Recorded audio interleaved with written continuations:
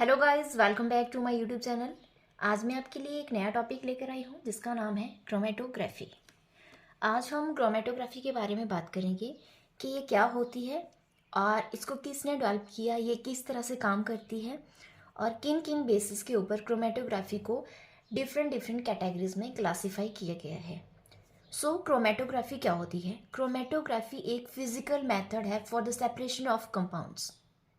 मतलब हमारे पास एक मिक्सचर है, अब उसके अंदर कौन कौन से सब्सटेंसेस है, किन सब्सटेंसेस का वो मिक्सचर है, उनको सेपरेट करने के लिए हम क्रोमेटोग्राफी यूज़ करते हैं। तो क्रोमेटोग्राफी की हेल्प से वो जो मिक्सचर है उसके अंदर कौन कौन से कंपोनेंट्स हैं वो सारे अलग अलग हो जाते हैं। क्रोमेटोग्राफी को डेवलप किया था स्वेत ने, जो एक रशियन बॉटनिस्ट थे।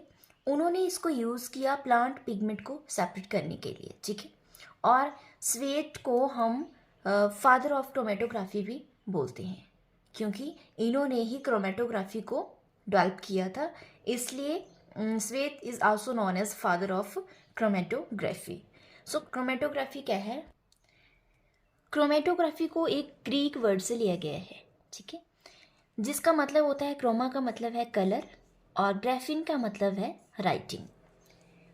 क्रोमेटोग्राफी का मतलब है कि कोई भी मिक्सचर है हमारे पास, उसको सेपरेट जब हम करते हैं तो जब वो सेपरेट हो जाता है मिक्सचर, उसके अंदर के कंपोनेंट जब सेपरेट हो जाते हैं तो वो अलग अलग बैंड फॉर्म करते हैं, अपने अलग अलग कलर के बैंड फॉर्म करते हैं, जिस वजह से इसको नाम दिया गया है क्रोमेटोग्राफी। मतलब कलर्स का एक ग्राफ बन जाता है, इसलिए इसको क्रोमेटोग्राफी कहा जाता है। स्वेत ने ये एम्प्लॉय किया था इस टेक्निक को सेपरेट करने के लिए वेरियस प्लांट पिगमेंट्स। अब आपको पता है जो प्लांट्स होते हैं उसके अंदर बहुत से पिगमेंट्स होते हैं, जैसे कि क्लोरोफिल भी एक पिगमेंट है, ज़ैंथोफिल्स और बहुत सारे पिगमेंट्स होते हैं प्लांट्स के अंदर। उन पिगमेंट्स को हम ऐसे मैनुअली तो अलग नहीं कर सकते हैं, तो उसको अलग करने के लिए स्वेत ने एक टेक्निक डेवलप की, एक मेथड डेवलप किया जिसको हम बोलते हैं क्रोमेटोग्राफी। इसमें उन्होंने क्या किया, मतलब जो प्लांट पिगमेंट थे उनको एक ग्लास कॉलम के अंदर डाल दिया। मतलब एक ग्लास है और उसके अंदर बहुत सारे बीड्स भरे हुए होते हैं। ग्लास कॉलम के अंदर क्या था, मतलब फाइनली डिवाइडेड कैल्शियम कार्बोनेट था। जो कैल्शियम कार्बोनेट के फाइनली डिवाइडेड जो मॉलिक्यूल्स थे, जब उसके अंदर से ये प्लांट पिगमेंट जो है वो पास हुए तो उन्होंने अलग अलग कलर के बैंड फॉर्म कर लिए कॉलम के अंदर, ठीक है। मतलब वो सेपरेट हो गए और अपने अलग अलग कलर के बैंड फॉर्म कर लिए, जिस वजह से इस टेक्निक को स्वेत ने नाम दिया है क्रोमेटोग्राफी, ठीक है। अगर सिंपली मैं आपको बताऊं तो क्रोमेटोग्राफी क्या है, मान लीजिए आपके पास आपने दो कलर लिए, उन कलर को आपने वाटर के अंदर डिज़ोल्व कर दिया, ठीक है। अब आप उस वाटर के अंदर से उन कलर्स को सेपरेट तो नहीं कर सकते, वो एक मिक्सचर तैयार हो गया और उसके अंदर वो जो कलर के मॉलिक्यूल्स है वो उसके अंदर डिज़ोल्व हो चुके हैं, इसलिए उनको सेपरेट करना इजी नहीं है। उनको हम क्रोमेटोग्राफी की हेल्प से सेपरेट कर सकते हैं। जो ये क्रोमेटोग्राफी है, क्रोमेटोग्राफी का क्या प्रिंसिपल है, ये किस प्रिंसिपल के ऊपर काम करती है? Chromatography based on a very simple principal. इसमें क्या होता है, जो सैंपल होता है उसको इंटरेक्ट करवाया जाता है दो फेजेस के साथ, दो इमिसिबल फेजेस के साथ, ठीक है। इमिसिबल फेजेस का मतलब है कि वो फेजेस आपस में मिक्स नहीं होती है, वो आपस में डिजॉल्व नहीं होती है, वो सेपरेट ही रहती है, इसलिए उनको बोलते हैं दो इमिसिबल फेजेस, ठीक है। दो इमिसिबल फेजेस के थ्रू एक सैंपल को इंटरेक्ट करवाया जाता है, वो सैंपल वहाँ से पास होता है और दो फेजेस में वो इंटरेक्ट होता है और जिस वजह से वो सेपरेट हो जाता है। ये दो इमिसिबल फेजेस कौन कौन सी होती है? एक होती है मोबाइल फेज और दूसरी होती है स्टेशनरी फेज, ठीक है। अब जो ये दो इमिसिबल फेजेस होती है, ये हो सकती है सॉलिड के साथ लिक्विड हो सकती है और गैस के साथ लिक्विड हो सकती है और लिक्विड के साथ एक दूसरा लिक्विड भी हो सकता है। अब इन दो इमिसिबल फेजेस में जो स्टेशनरी फेज होती है वो सॉलिड हो सकती है या फिर लिक्विड हो सकती है, जो स्पॉटेड होती है ऑन ए सॉलिड सरफेस। मतलब एक सॉलिड सरफेस है, उसके ऊपर लिक्विड को स्प्रेड कर दिया जाता है तो वो स्टेशनरी फेज बन जाती है। अब मोबाइल फेज क्या होती है? मोबाइल फेज लिक्विड हो सकती है या फिर गैस हो सकती है। मतलब मोबाइल फेस का इसके नाम से पता चल रहा है कि ये मूविंग सैंपल होता है, जो मूव करती है फेस उसको हम बोलते हैं मोबाइल फेस। और स्टेशनरी नाम से पता चल रहा है कि जो एक जगह पे रहेगी वो मूव नहीं करेगी, उसको हम बोलते हैं स्टेशनरी फेस। तो स्टेशनरी फेस सॉलिड हो सकती है या फिर लिक्विड हो सकती है, जो एक सॉलिड सरफेस के ऊपर स्प्रेड की हुई होती है। अब मोबाइल फेस लिक्विड हो सकती है या फिर गैस हो सकती है। सॉलिड तो मूव नहीं करेगा, तो लिक्विड मूव कर सकता है या फिर गैस मूव कर सकती है, इसलिए जो मोबाइल फेस होती है वो लिक्विड या फिर गैस की फॉर्म में होती है। जितने भी क्रोमेटोग्राफिक मेथड्स होते हैं उसमें क्या किया जाता है, उसमें मोबाइल फेस को पास किया जाता है स्टेशनरी फेस से। मतलब स्टेशनरी फेस तो एक जगह पे स्टेबल है, उससे पास किया जाता है मोबाइल फेस को, और जो सैंपल होता है वो डिस्ट्रीब्यूट हो जाता है मोबाइल और स्टेशनरी फेस के बीच में according to their varying degree. मतलब उसके अलग अलग टाइप के अट्रैक्शन के बेसिस पे वो सेपरेट हो जाता है। ठीक है, वो किस तरह से इंटरेक्ट कर रहा है इन दोनों फेजेस के साथ, उसके बेसिस पे वो सेपरेट हो जाता है। अब आपको समझ आ गया कि क्रोमेटोग्राफी क्या होती है। क्रोमेटोग्राफी में दो फेजेस होती है, एक स्टेशनरी फेज और दूसरी मोबाइल फेज। ठीक है, अब जो स्टेशनरी फेज है वो एक जगह पे फिक्स होती है। ठीक है, और उससे हम मोबाइल फेज को मूव करवाते हैं, मतलब पास करवाते हैं स्टेशनरी फेज से मोबाइल फेज को।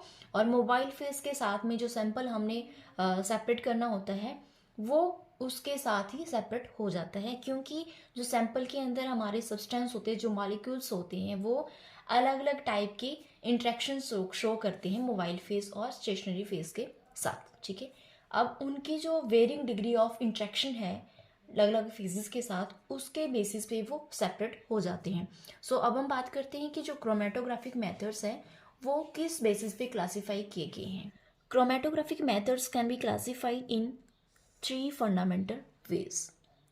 पहला है based on the shape of chromatographic bed.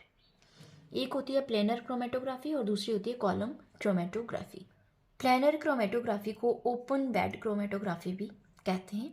अब जो ये प्लेनर क्रोमेटोग्राफी होती है इसमें जो स्टेशनरी फेज होती है वो उसमें एक फ्लैट सरफेस होता है। ठीक है, स्प्रेड ऑन अ फ्लैट और प्लेनर सरफेस, मतलब एक फ्लैट सरफेस है जिस तरह से ये पेपर है, इसके ऊपर किसी सब्सटेंस को इसके ऊपर स्प्रेड कर दिया जाता है, तो ये बन जाती है हमारे पास प्लेनर क्रोमेटोग्राफी। ठीक है, अब इसमें जो ये प्लेनर सरफेस होता है ये एक पेपर हो सकता है जिसके ऊपर किसी सब्सटेंस को इम्प्रेग्नेट किया जाता है, मतलब उसके ऊपर उसको स्प्रेड कर दिया जाता है।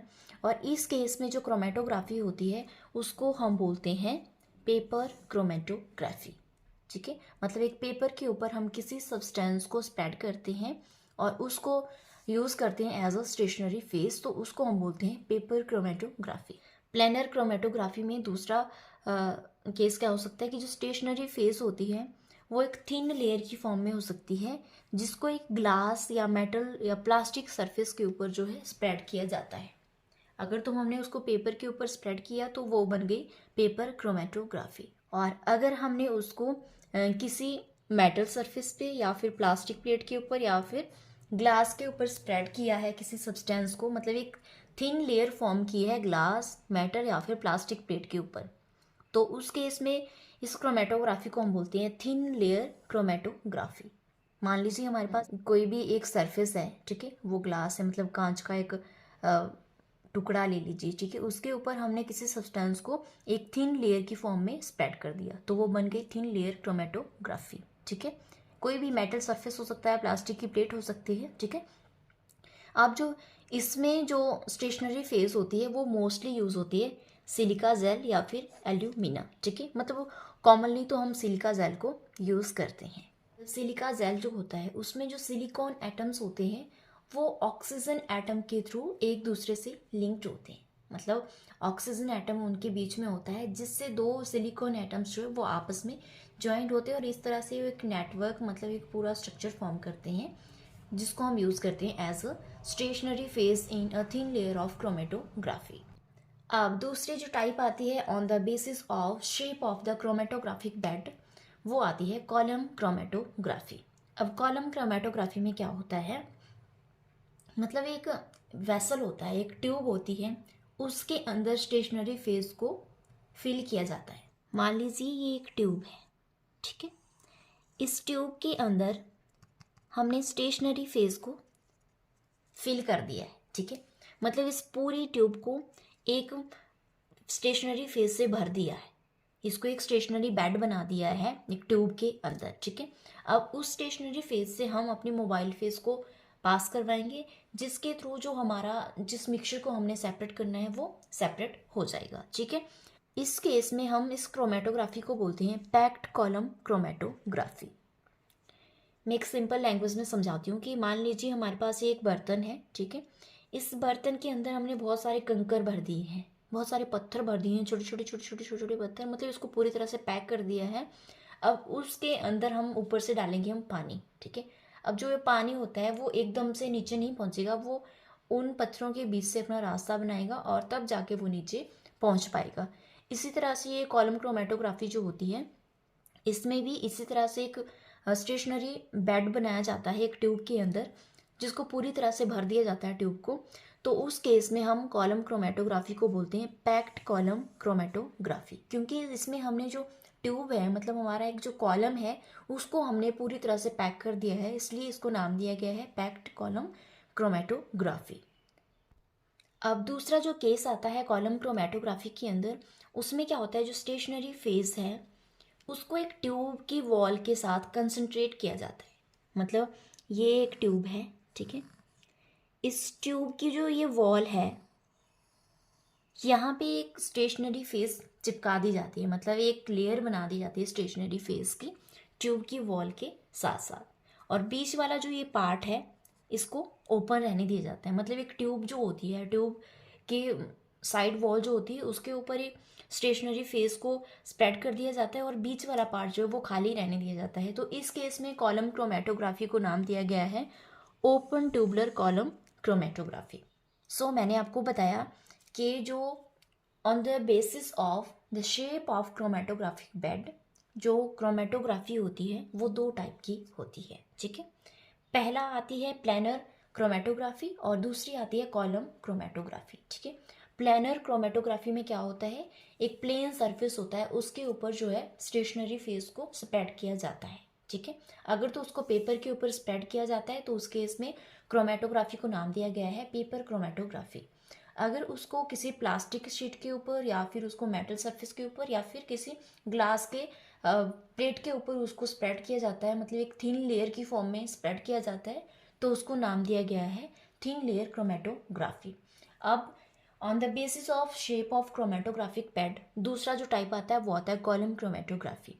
अब कॉलम क्रोमेटोग्राफी में फिर से इसको दो कैटेगरीज में डिवाइड किया गया है। पहले केस में क्या होता है, जो स्टेशनरी फेस है उसको एक कॉलम के अंदर पूरी तरह से फिल कर दिया जाता है। मतलब एक ट्यूब है, ट्यूब के अंदर उसको पूरी तरह से भर दिया जाता है, तो उस केस में कॉलम क्रोमेटोग्राफी को बोलते हैं पैक्ड कॉलम क्रोमेटोग्राफी।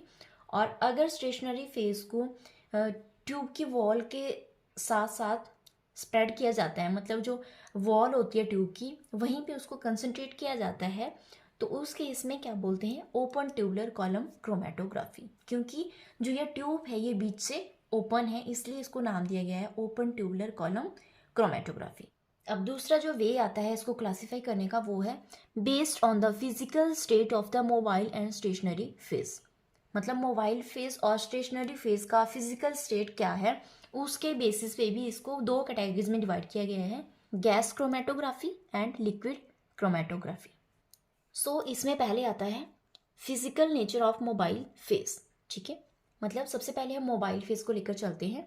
अब मोबाइल फेस का फिजिकल नेचर कैसा है, अगर तो वो गैस है तो इसको हम बोलेंगे गैस क्रोमेटोग्राफी, अगर वो लिक्विड है तो इसको हम बोलेंगे लिक्विड क्रोमेटोग्राफी। अब दूसरा आता है physical nature of stationary phase, ठीक है। अब स्टेशनरी फेस का फिजिकल नेचर क्या है उसके बेसिस पे भी इसको दो कैटेगरीज में डिवाइड किया गया है, और वो दो कैटेगरीज जो है ये फर्दर दो दो सब कैटेगरीज में डिवाइडेड है, ठीक है। तो पहला है गैस क्रोमेटोग्राफी।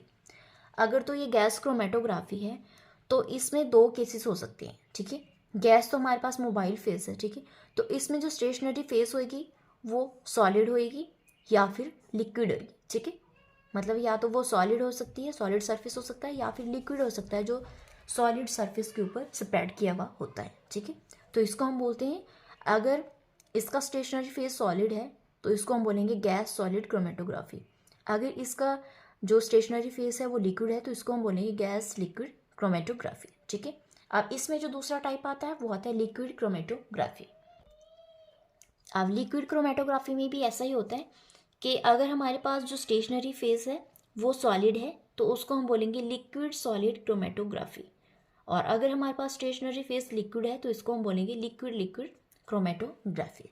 अब तीसरा जो वे आता है हमारे पास इसको क्लासिफाई करने का वो आता है based on the mechanism of separation, ठीक है। मतलब जो इसके अंदर जो हमने कंपाउंड ऐड किया है, एक मिक्सचर ऐड किया है, वो किस बेसिस पे सेपरेट हो रहा है, उसके जो मॉलिक्यूल्स है वो किस बेसिस पे सेपरेट हो रहे हैं, उसके बेसिस पे भी जो क्रोमेटोग्राफी मेथड है उसको डिवाइड किया गया है 5 कैटेगरीज में। तो इसमें आता है partition chromatography, adsorption chromatography, and size exclusion chromatography, and affinity chromatography, and last one ion exchange chromatography. अब इन सारी क्रोमेटोग्राफी को हम फर्दर जो फ्यूचर में वीडियोस आएगी उसमें डिस्कस करेंगे।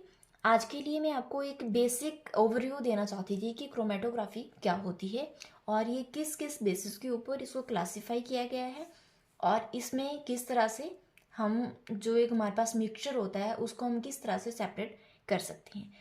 सो अब मैं आपको डायग्राम के थ्रू थोड़ा सा समझाती हूँ।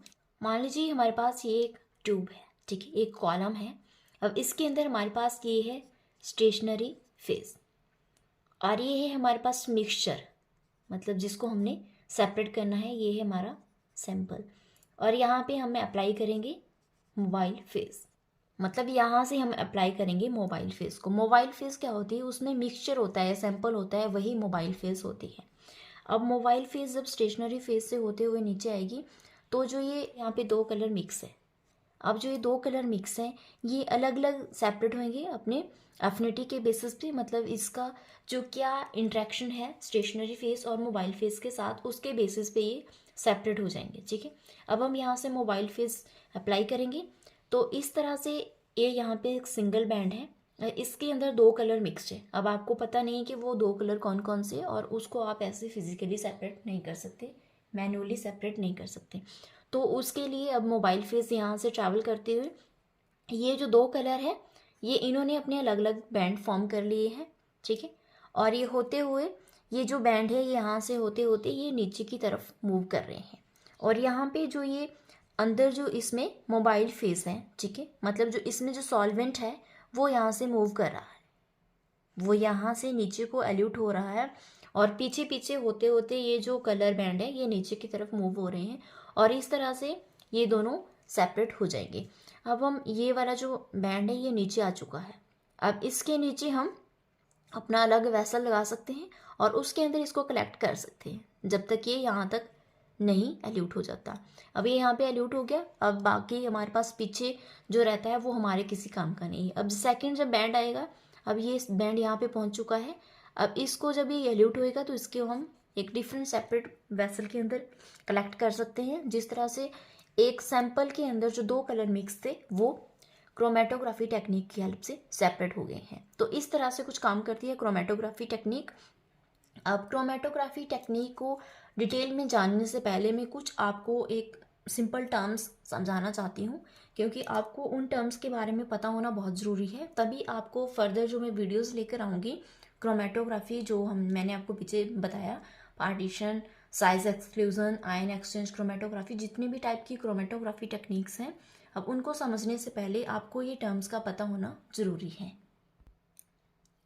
सो इसमें सबसे पहले है एनालाइट। एनालाइट क्या है? एनालाइट वो सैंपल होता है जिसको हमने एनालाइज करना है, मतलब जिसके ऊपर हमने एक्सपेरिमेंट परफॉर्म करना है उसको हम बोलते हैं एनालाइट, ठीक है। और दूसरा इसमें आता है एल्यूट। इल्यूएंट क्या होता है? ये एक अल्टरनेटिव टर्म होती है मोबाइल फेस के लिए। मोबाइल फेस को इल्यूएंट भी बोलते हैं क्योंकि ये कैरी करता है component of a mixture through stationary phase, इसलिए इसको इल्यूएंट भी बोलते हैं। अब थर्ड जो टर्म आती है वो आती है एल्यूट। एल्यूट क्या होता है? मोबाइल फेस के अंदर कंपोनेंट मिक्स है, ठीक है। अब उन कंपोनेंट्स को हमने सेपरेट करना है तो वो स्टेशनरी फेस से होती हुई ट्रैवल करेगी, ठीक है। अब जो मोबाइल फेज ट्रैवल कर रही है, जो मोबाइल फेज एग्जिट करती है कॉलम को, जैसे आप यहाँ देख सकते हैं ये मोबाइल फेज यहाँ से होती हुई इस कॉलम को छोड़ रही है, इस कॉलम से बाहर निकल रही है, तो ये यहाँ पे क्या हो रहा है, ये है एल्यूट, ठीक है, मतलब ये एल्यूट हो रही है मोबाइल फेज।